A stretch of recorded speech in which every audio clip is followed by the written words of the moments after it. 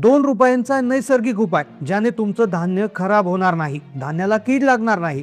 कोणत्याही विषारी पदार्थाचा वापर न करता कोणतंही धान्य जसे गहू, बाजरी, ज्वारी, तांदूळ किंवा डाळी कीड न लागता तुम्ही वर्षानुवर्ष साठवू शकता.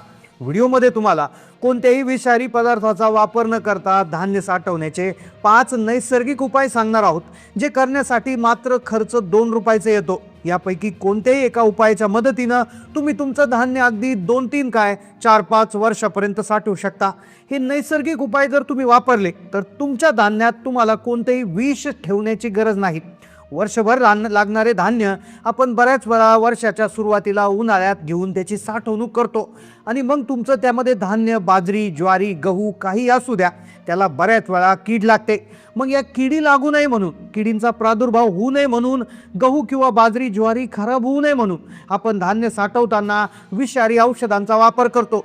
विषारी केमिकल त्याच्यामध्ये आपण टाकतो, ज्यामध्ये methyl bromide, magnesium phosphide, boric acid असे भरपूर विषारी केमिकल आपण त्यामध्ये टाकत असतो. हे विष आपण जरी थोड्या प्रमाणात वापरलं तरी त्याचा आपल्या शरीरावर भरपूर परिणाम होतो. आपल्या शरीराला गंभीर परिणाम होतात, कॅन्सरचा धोका असतो. त्यामुळेच आजच्या व्हिडिओमध्ये तुम्हाला आम्ही असे 5 नैसर्गिक उपाय सांगणार आहे की ज्यामुळे तुम्ही कोणत्याही विषारी पदार्थाचा वापर न करता तुमचं धान्य किंवा डाळी 2-3 काय 4-5 वर्षापर्यंत साठवणूक करू शकता, तेही कुठल्या किडीशिवाय. तुमचं धान्य खराब होऊ देणार नाही असे नैसर्गिक उपाय. या नैसर्गिक उपायामध्ये लागणाऱ्या ज्या वस्तू असतात त्या आपल्या घरातच उपलब्ध असतात, ज्यामुळे याला जो खर्च आहे तो खर्च मात्र ₹2 येतो आणि ज्याच्या माध्यमातून तुमचं धान्य न खराब होता तुम्ही वर्षानुवर्ष साठवू शकता. 5 उपाय सांगतोय. या 5 उपायामधील 2 उपाय कदाचित तुम्ही आधी केलेले असतील, तुम्हाला माहिती देखील असतील, पण तरी तुमचा रिझल्ट आला नसेल, कारण की या उपायाची पद्धत माहिती नसल्यामुळे हे उपाय वापरूनही तुमचं धान्य खराब झालं असेल. या 5 उपायामधला शेवटचा 5 नंबरचा उपाय असा आहे की ज्याला खर्च ₹2 लागतो, पण तो उपाय जर तुम्ही केला तर तुमचं धान्य अजिबात खराब होणार नाही. सगळे उपाय महत्त्वाचे आहेत, पण तुमच्या धान्याला कदाचित पहिला उपाय चालेल, काहींना दुसरा चालेल, काहींना तिसरा चालेल, पण 5वा उपाय हा सगळ्यात जालिम आहे. 5वा उपाय असा आहे की तो कितीही भयानक प्रकारच्या किडींचा सामना करतो आणि तोही नैसर्गिक, 100% गॅरंटेड चालणारा 5 नंबरचा उपाय आहे. तुमच्या शरीरात कुठलंही विष न जाता, धान्यात विष न टाकता घरगुती नैसर्गिक 5 उपाय आज व्हिडिओमध्ये आपण पाहणार आहोत.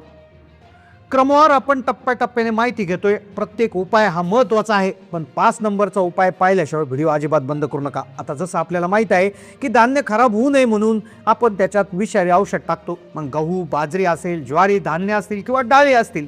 आता हे खराब होण्यामागचं कारण आपल्याला खरं तर माहिती नसतं, त्यामुळे आपण मार्केटमध्ये जातो आणि वेगवेगळ्या प्रकारच्या पावडर आणतो. काही गोळ्या वापरतात, काही महिला इंजेक्शन त्याच्यामध्ये टाकतात, तर काही महिला अजून काहीतरी विचित्र प्रयोग करत असतात. पण पहा, तुम्हाला जर धान्य खराब होण्यामागचं कारण जर समजलं, त्याची जर पद्धत जर तुम्हाला समजली, किडी कसं काम करतात, तर तुम्हाला कुठलंही केमिकल टाकण्याची गरज नाही. कारण जर समजून घेतलं तर उपायाची गरज नाही. तर लक्षात घ्या, पहिला मुद्दा जो 20 सेकंदात समजून घ्या.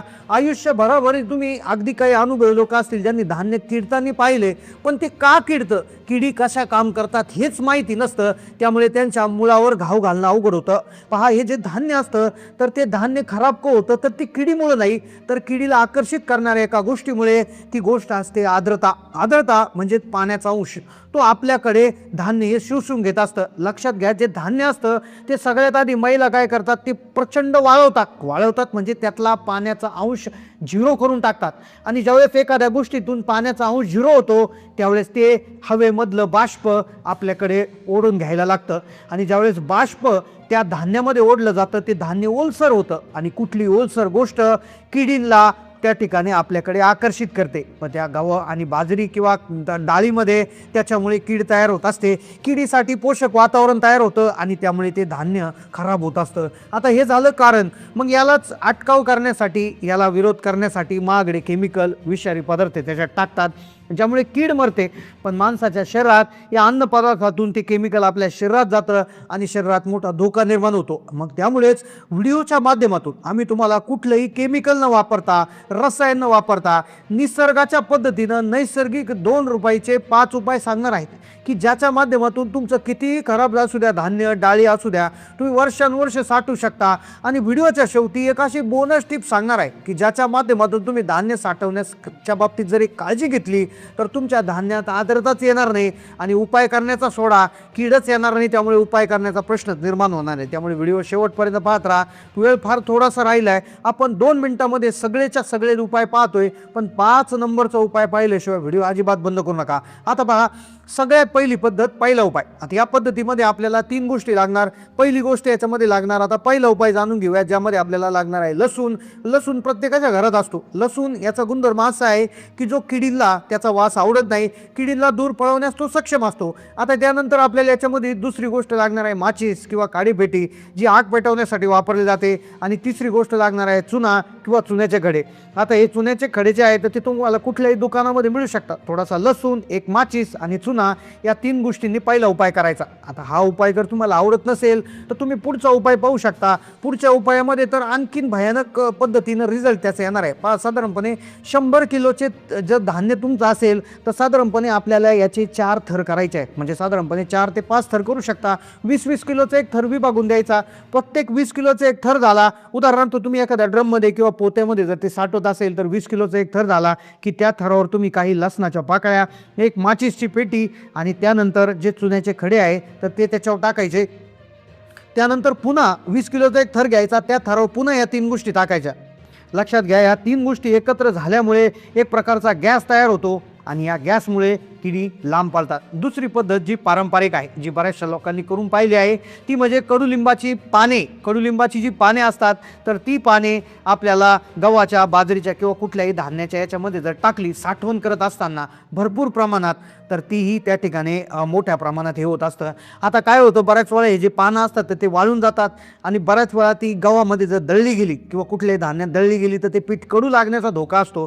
तर त्यामुळे ही जी पाने आहेत तर ती काढताना व्यवस्थित काढणं गरजेचं आहे. तिसरी पद्धत जी अतिशय जालीम आहे ती त्याच्यामध्ये एरंडेल तेलाचा वापर करायचा आहे. तर पहा, याच्यामध्ये एरंडेल तेलाचे थेंब आपल्याला शिंपडायचे आहे. थरावर थर करत असताना प्रत्येक थरावर एरंडेल तेलाचे काही थेंब आपल्याला त्याच्यावर शिंपडायचे आहे. एरंडेल तेलाचा जो वास असतो तो किडींना दूर पळवतो. आता यानंतरची पद्धत जी आहे तर त्या पद्धतीमध्ये तुम्हाला थोडासा एक 60 रुपयाचा त्याच्यामध्ये खर्च आहे. तर याच्यामध्ये तुम्हाला गोळ्या आणायच्या आहेत. तर त्या झेंडू कंपनीच्या ज्या मुग्ध रस नावाची एक त्या ठिकाणी गोळ्या येतात. मुग्ध रस तुम्ही मेडिकलमध्ये विचारू शकता, केमिकली फ्री गोळ्या असतात. 60 रुपयाला 35 गोळ्या येतात. तर या 100 किलोच्या याच्यासाठी या सफिशियंट आहे. तर तुम्ही या लेअरमध्ये भरत असताना त्याच्यात टाकायच्या. आता हे उपाय आपण पाहिले, पण याच्यामध्ये एक छोटीशी टिप तुम्ही घ्यायची आहे. याच्यामध्ये एक टिप अतिशय महत्त्वाची अशी आहे की तुम्ही हे जे धान्य आहे तर ते कुठल्या पोत्यात किंवा गोणीत न साठवता तुम्ही ते बॅरलमध्ये साठवा. मग तो बॅरल प्लॅस्टिकचा असू द्या किंवा स्टीलचा असू द्या किंवा पत्र्याचा असू द्या, की जेणेकरून तो साठवत असताना तुम्ही त्याला एकदम सील करायचा आहे. कुठल्याही प्रकारे हवेचा संपर्क त्याच्याशी येणार नाही याची काळजी घ्यायची. कारण की हवेचा संपर्क जर आला तर तुमचं धान्य आर्द्रता शोषून घेतं, हवेतलं बाष्प शोषतं आणि ओलसरपणा आला की किडी आपोआप आकर्षित होतात. तर त्याकरता तुम्ही काही पेपर्स आहेत किंवा काही जे सुती कपडे आहेत तर त्या सुती कपडे तुम्ही ज्या बॅरलमध्ये त्याला साठवत आहेत तर त्याच्या आवरणाभोवती म्हणजे त्याच्या आतमध्ये तुम्ही ते सुती कपडे ठेवू शकता, जेणेकरून जर बाष्प जमा झालं तर ते आपल्याकडे शोषून घेतील. तर अशी एक पद्धत त्याच्यामध्ये आहे. तर सांगितलेल्या पद्धतींपैकी तुम्ही कुठली एखादी पद्धत केली होती का? तुम्हाला काय रिझल्ट आला नक्की कमेंटमध्ये कळवा. चॅनलला नवीन असेल तर सबस्क्राईब करा. धन्यवाद.